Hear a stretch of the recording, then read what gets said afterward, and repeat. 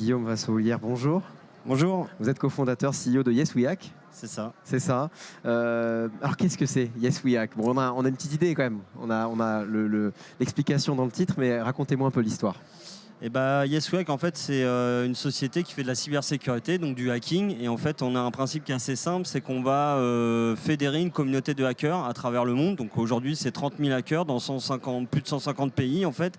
Et on va chercher des failles de sécurité chez nos clients, avec l'aide de nos clients, et notamment grâce à l'expertise de notre communauté. Et en fait, le principe est simple, c'est qu'on est la première et la plus grosse plateforme de bug bounty d'Europe.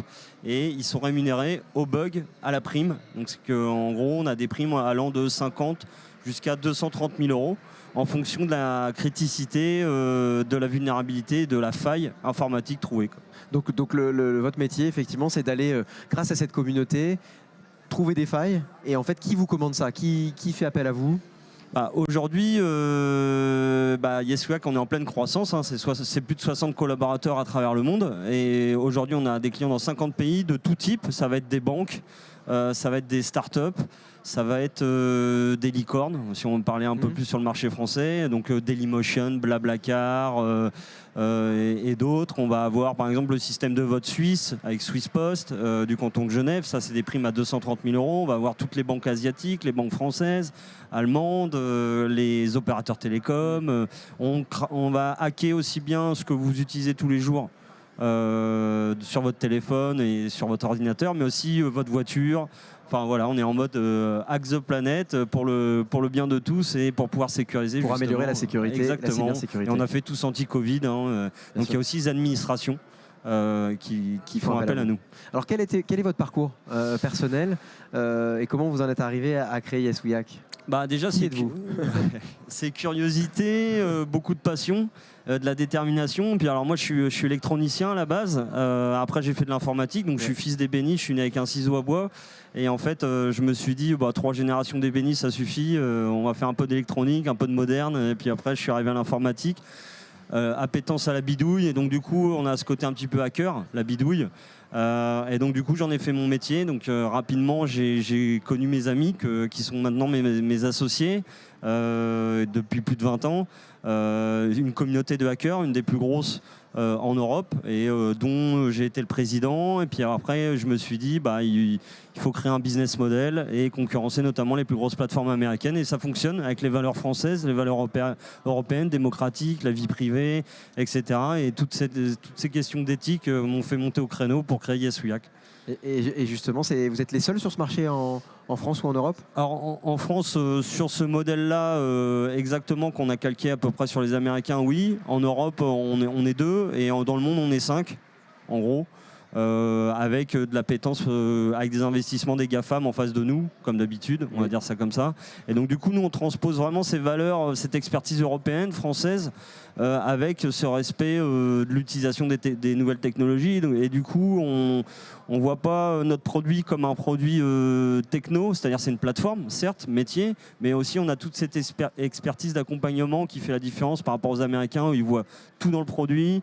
Et du coup, débrouille-toi, tu as des super features, mais derrière, l'accompagnement, en fait, ça fait tout. C'est un peu la French Touch chez nous, quoi. Et justement, il se passe quoi quand vous avez... Donc l'idée, c'est que je suis une banque, je fais appel à vous parce que j'ai lancé une application, un produit, quelque chose. Et je vous dis, voilà, si vous trouvez une faille, il y a une prime au bout. Votre communauté se lance, trouve une faille, il se passe quoi derrière? Globalement, on va accompagner le client en définissant la criticité de son application. Donc si on prend Doctolib, imaginez toutes les données qu'ils peuvent avoir, ou Blablacar, c'est des données qui sont différentes, mais ça dépend de la criticité. On va définir cette grille de primes en fonction aussi de la maturité de l'entreprise. Et après, on va mettre 10, 20, 30, 40, jusqu'à 30 000 hackers sur la plateforme. Et sur l'application du client, et le premier qui trouve, c'est le premier qui a la prime. Il y a un système de points, donc ils vont gagner de l'expertise, qui va leur permettre d'être invités sur d'autres programmes chez d'autres clients. Ils vont se mettre en avant, donc il y a un aspect très communautaire. Et derrière, le client, lui, il va pouvoir corriger cette faille et mettre des applications qui sont à l'état de l'art. Là, on l'a vu typiquement si on prend tout ce qui est e-santé. On a vu avec la crise augmentation de l'utilisation des outils à distance et donc du coup très rapidement. Et donc du coup, il a fallu déployer une force de frappe, un capacitaire technique très rapidement. Et Yeswyak a été là pour fournir globalement au grand public des outils hyper sécurisés et ça on le fait tous les jours et partout dans le monde. Il y a toujours une faille ?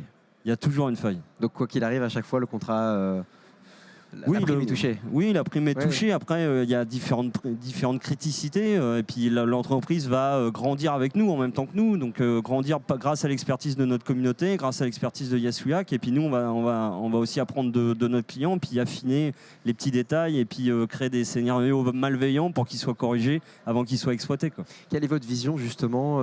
Tout se digitalise. Aujourd'hui, j'imagine que votre métier va être en plein essor et va continuer. Est-ce qu'aujourd'hui, on est protégé ? Non. Aujourd'hui, on a la chance d'être européen, donc on a la chance d'avoir le règlement général sur la protection des données à caractère RGPD, à caractère personnel. Donc déjà, il y a des bases. Et on a aussi la chance en France d'avoir l'ANSSI, l'Agence nationale de la sécurité des systèmes d'information. Donc il y a pas mal il y a des cadres, voilà, de ce que n'ont pas certains pays. Et donc du coup, on va dire, il y a les bases. Après, il faut les mettre en œuvre. Souvent, quand on est une start-up, la cybersécurité, c'est un coût. Et donc, du coup, on va voir ça bien après. Mais en fait, aujourd'hui, ce qu'on explique à nos clients, c'est que c'est un effet marketing. C'est-à-dire qu'une application qui ne respecte pas la cybersécurité de vos données en tant qu'utilisateur, vous avez la même qui est française, qui respecte et qui a la privacy, qui respecte l'état de l'art de la cyber, en fait, vous allez utiliser cette application-là. Et aujourd'hui, on voit que c'est un vrai levier marketing. Et donc aujourd'hui, oui, tout se digitalise, mais il y a aussi une prise de conscience, puisqu'on en voit des attaques tous les jours. On l'a vu sur les hôpitaux, on voit que tout le monde est touché. Donc en fait, on est tous acteurs de cette cybersécurité. C'est pas que le concepteur, c'est aussi l'utilisateur. Qu'est-ce que tu mets dans ton application pour toi en tant que personne, mais aussi pour ton entreprise que tu dois protéger en tant que salarié, parce que tu as un travail et il faut le protéger, ce travail. Mais voilà, c'est un ensemble de choses qu'il faut se poser. De toute façon, on ne peut pas aller à l'encontre du progrès, certes, mais autant mettre les bonnes bases et autant se faire sécuriser par le plus grand nombre, quoi. Une dernière question pour conclure, c'est quoi les objectifs avec Yeswyak ? En fait, les objectifs avec Yeswyak, ils sont assez simples. On a clôturé une levée de fonds au mois de juillet de 16 millions. Là, on a un beau produit, on arrive à l'exporter dans un domaine qui demande beaucoup de confiance.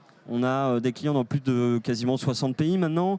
Là, aujourd'hui, c'est accélération internationale. On va faire comme les Américains. Tu prends une levée de fonds, tu le divises en 3. Un tiers sales, un tiers marketing, un tiers R&D. Garder cette vision technologique, mais se déployer sur le plus grand nombre, sachant qu'on gagne souvent les deals en face des plus grosses plateformes, avec des grosses levées. Mais voilà, c'est pas le chiffre qui compte, hein, c'est l'expertise chez nous. Merci beaucoup Guillaume pour la présentation de cette histoire flamboyante de Yeswyak. Merci beaucoup Guillaume.